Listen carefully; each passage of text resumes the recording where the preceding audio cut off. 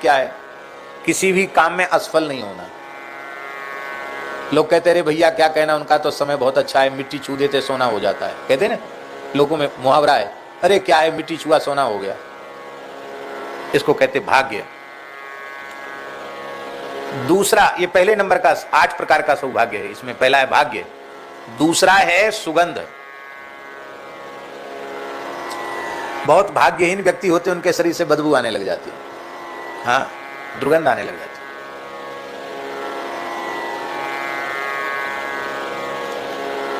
शरीर से एक विलक्षण प्रकार की सुगंध होना, यह भी सौभाग्य का सूचक है।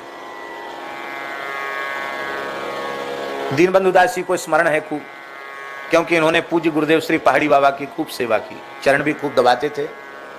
महाराज जी नहाते धोते थे, ज्यादा नहीं नहाते, बहुत कम, माने ऐसा था उनका नहाना धोना महाराज जी का।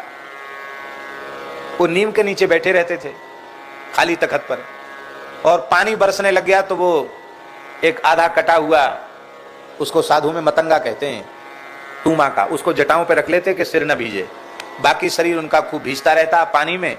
एक छोटी सी साफी रखते, उससे ऐसे रगड़ते रहते शरीर को।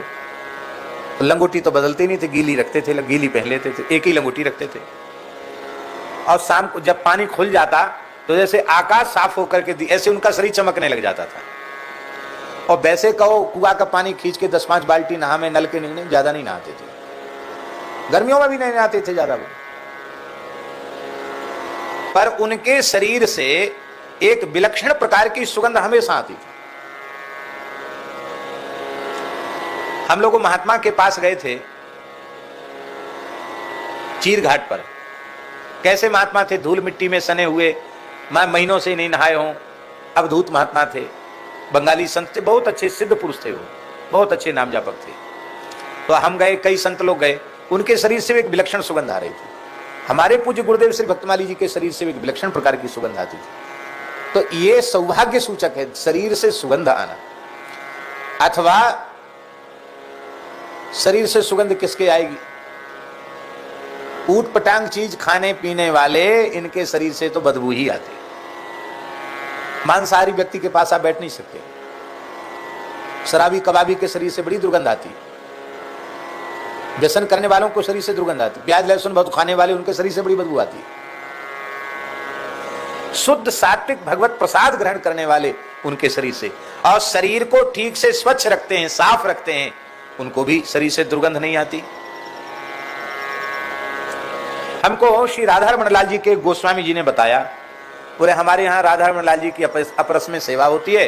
तो हम लोग स्नान करके जब अपरस में जाते हैं भीतर, तो पहले बहुत अच्छे ऋतु के इत्र से, अपने इत्र से हाथ धोते हैं। इत्र ऐसे लगाते हैं पूरे हाथ में, ऐसे पूरे इत्र लगाते हैं, वो अलग होता लगाने वाला।